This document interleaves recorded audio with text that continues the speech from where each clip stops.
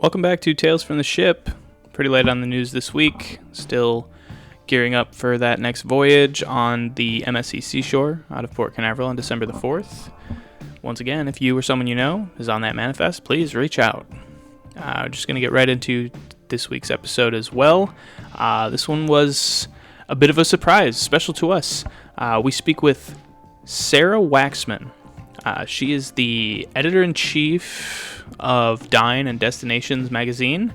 It's a currently online publication, but back when print was still a valid thing, it was in print. She's the author of multiple top-selling cookbooks. She was married to a famous person who she opted not to name, so I will also keep that to myself. And just much more. Very well traveled, lots of wisdom to impart, and we had a great time talking with her. She actually just approached us to ask what we were doing, and then came back to give us a little interview. So I hope you enjoy this as much as we did.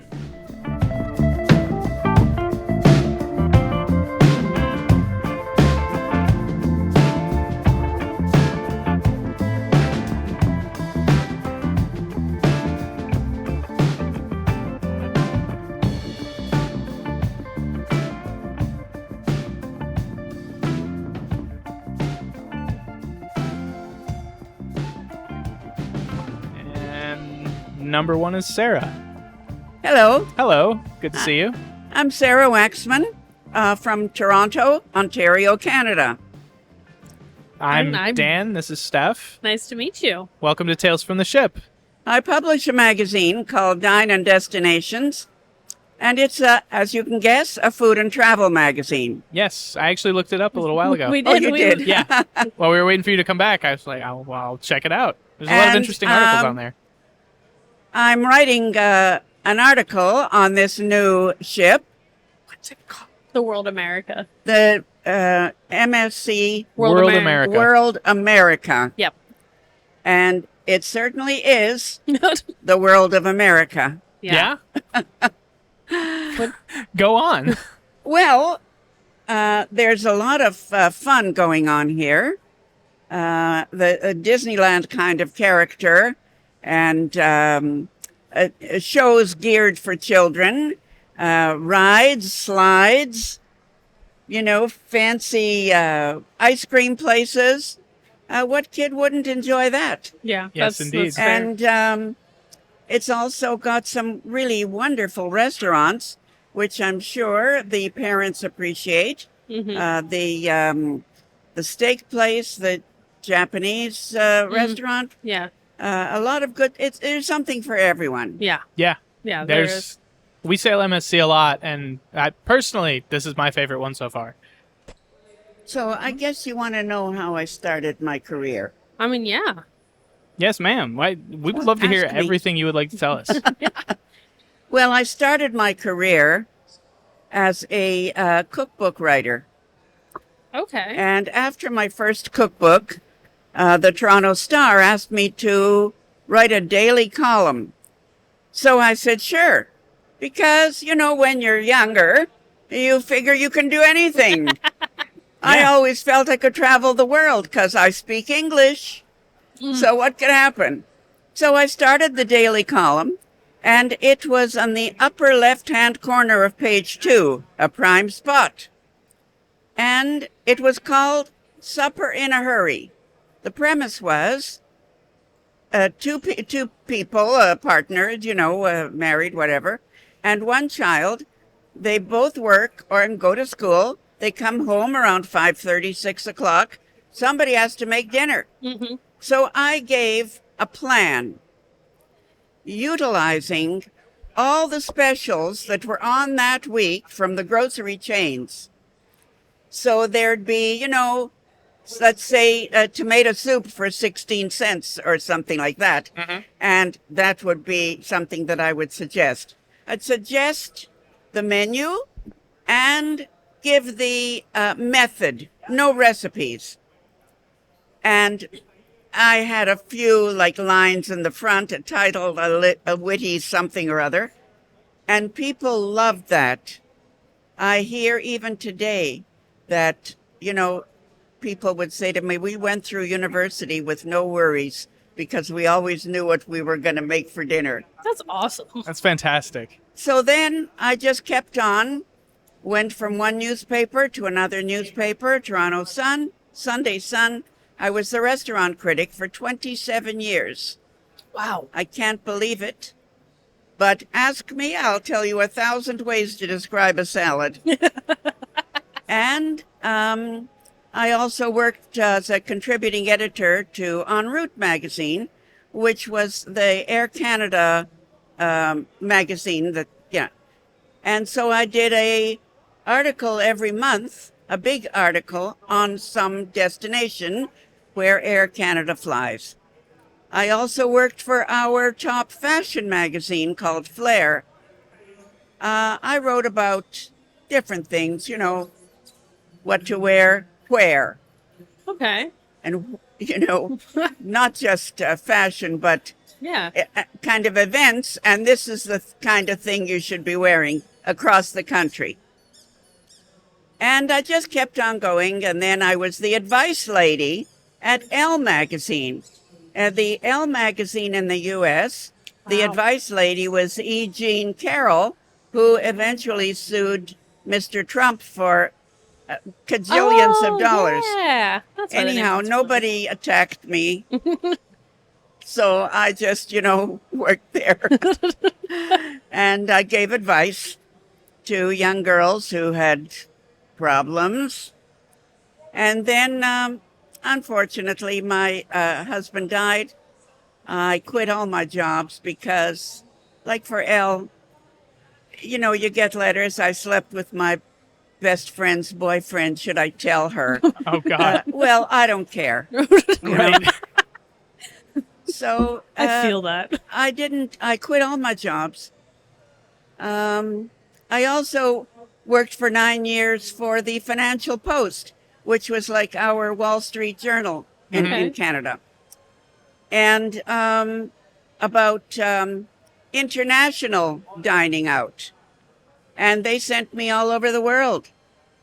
Yeah. Japan, Best places to use that company Australia. card for dinner. Well, yeah. And people knew me.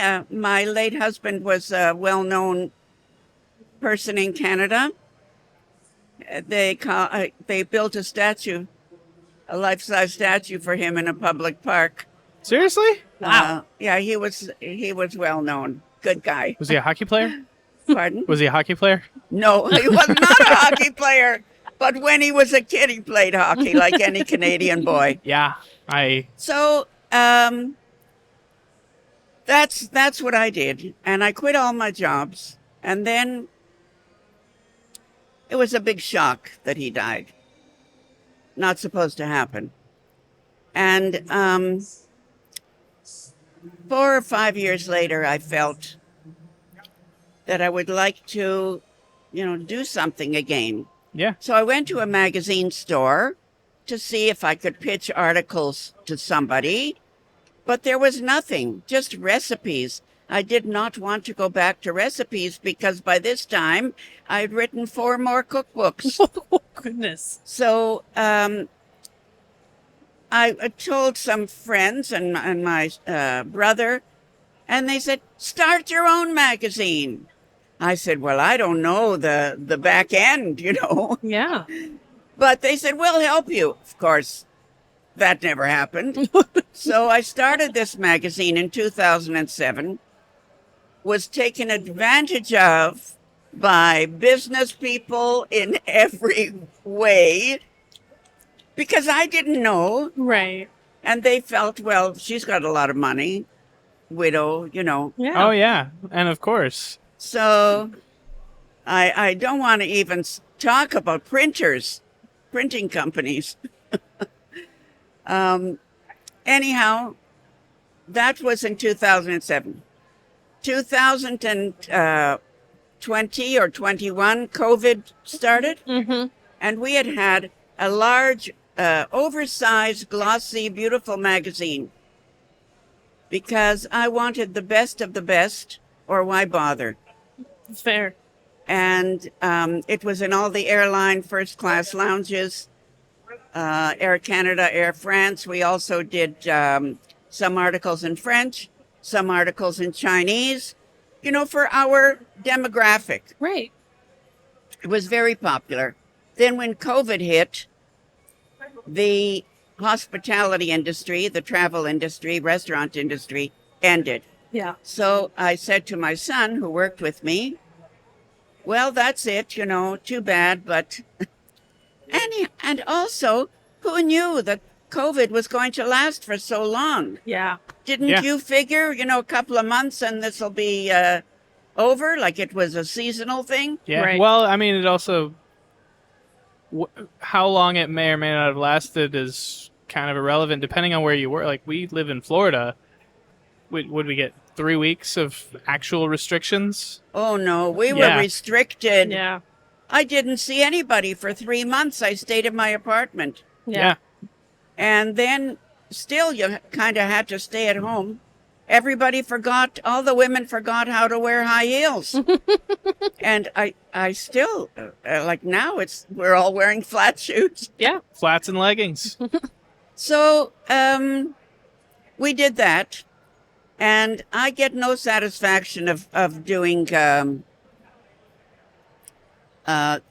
digital magazine. Yeah. Everybody has a digital mag. The corner grocery store has a digital magazine. Yeah. So at the beginning of the new year, we're going back to print, and that's what we're working on right now. That's awesome. And I'm very happy about that. That's a cool thing. I don't think you're the only one.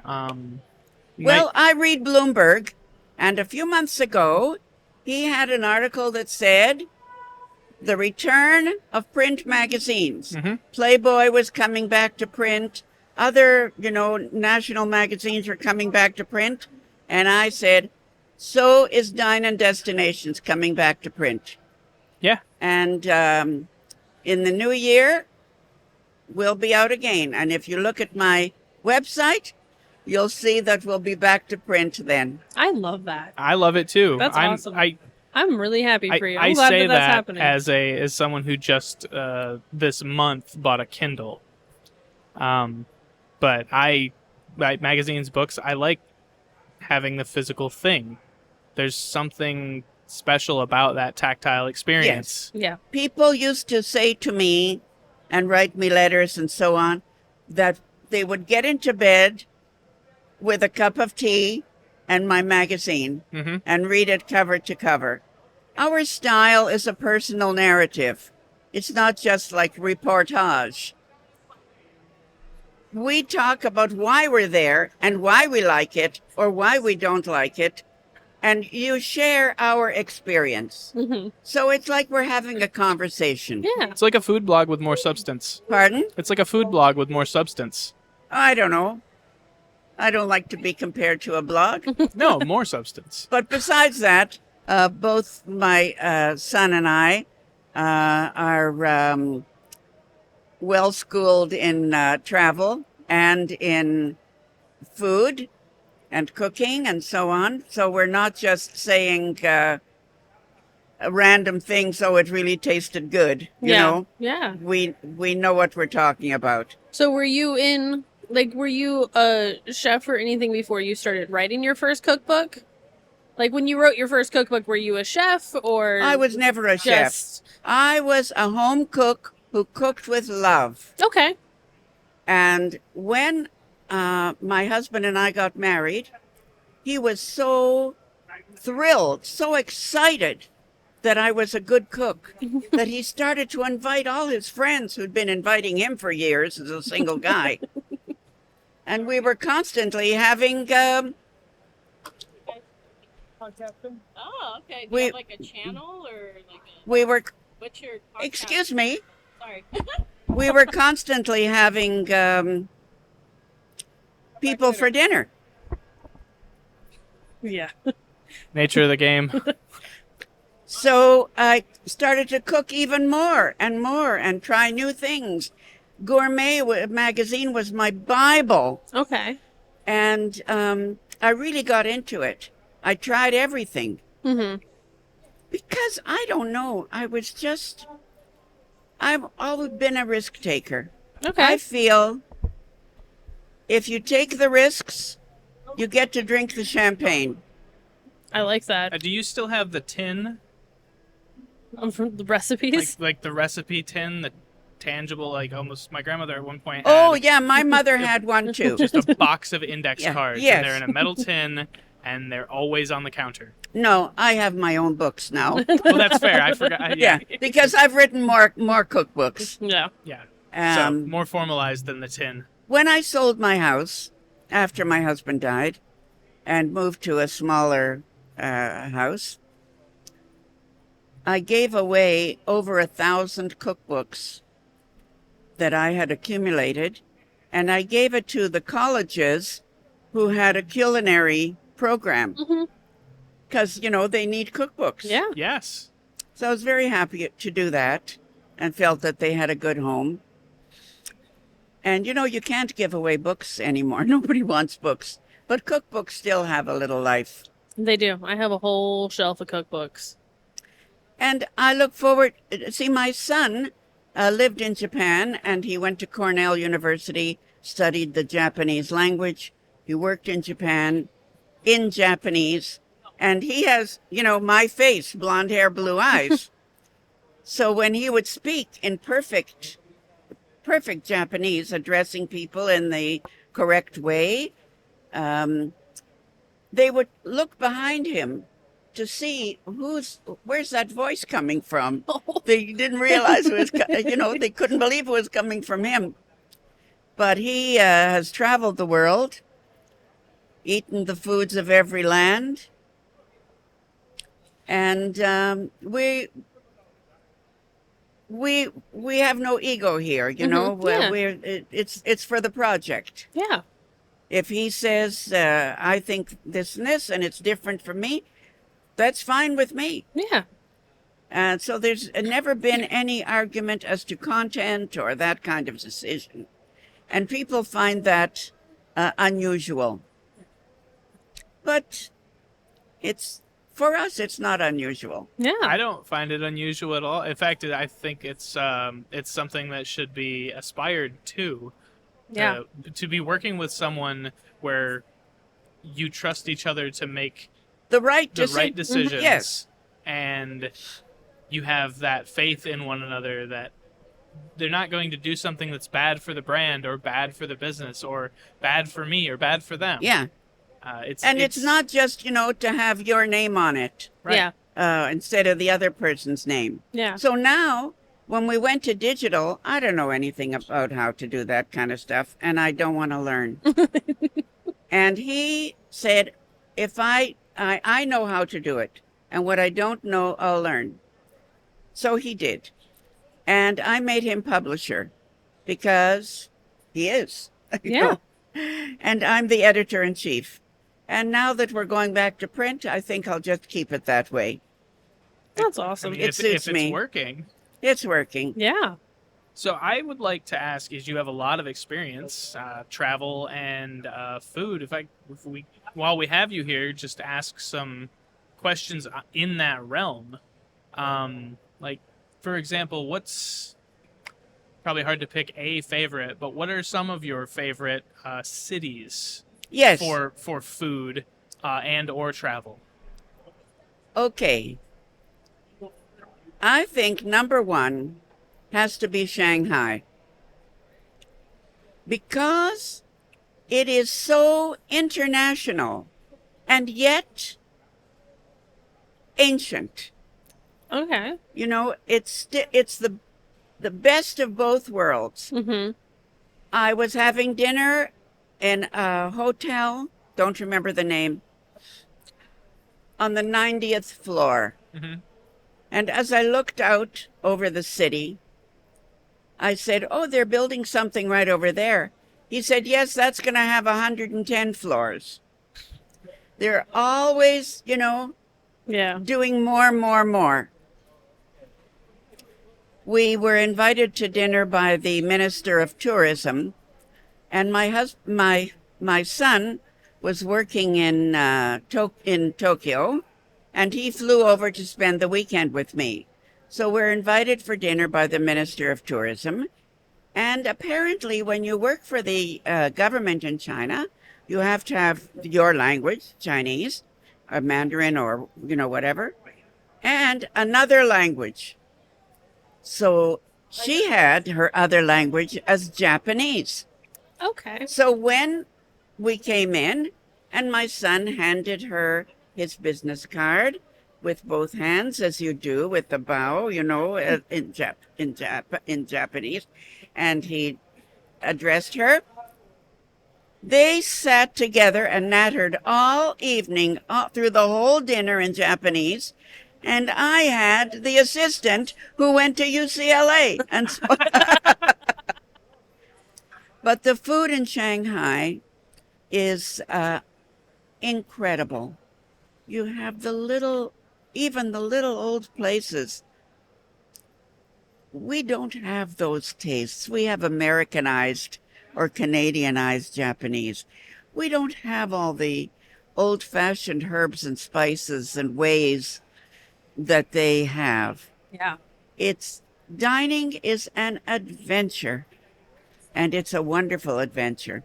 I would go back to Shanghai. I also like Hong Kong for only one reason, and that's the shopping. Oh. It's unbelievable. Yeah. Okay.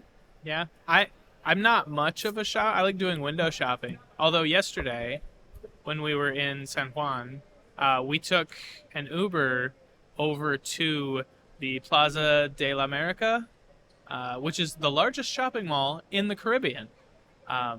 And she just wanted to go and see if there was any difference. Yeah, and is there? No. No, it was very large. Same thing in Hong Kong. Yeah. All the Fifth Avenue stores are there, except it's in Chinese. Yeah. The biggest difference in this one was some of the stores that they had, which in American malls have downsized or nearly closed, were much bigger and nicer. So like there's a store it's now called PacSun, used to be Pacific Sunwear, which has all but shut down in American malls.